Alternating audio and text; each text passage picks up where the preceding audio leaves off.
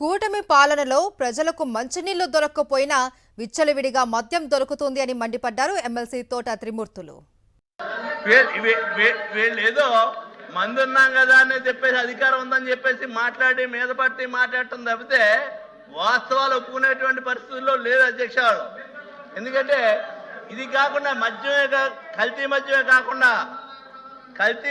కాకుండా బెల్ట్ షాపులు అధ్యక్ష, బెల్ట్ షాపులు అనేటువంటివి విచ్చలవిడిగా మంచినీళ్ళు కావాలంటే ఎక్కడ దొరకట్లేదేమో తప్పితే బెల్ట్ షాపుల ద్వారా మద్యాన్ని మాత్రం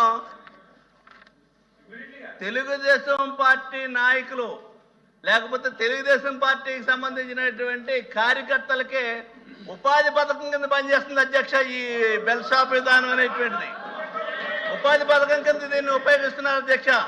సరే, ఈ నువ్వు ఎలక్షన్లో కష్టపడ్డావు కదా, ఈ 2 షాపులు నువ్వు తీసుకో, ఈ 4 షాపులు నువ్వు తీసుకో అని చెప్పేసి వేలం పాటలు పెట్టి అమ్ముతున్నటువంటి విధానాన్ని మేము తగ్గిస్తున్నాం బెల్ట్ షాపులు అని చెప్పారు.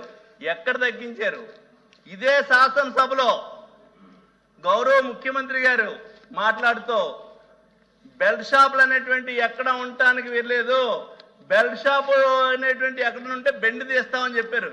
ఎంతమంది బెండ్ తీశారని అడుగుతున్నాను అధ్యక్ష మీ ద్వారా గౌరవ ముఖ్యమంత్రి గారిని.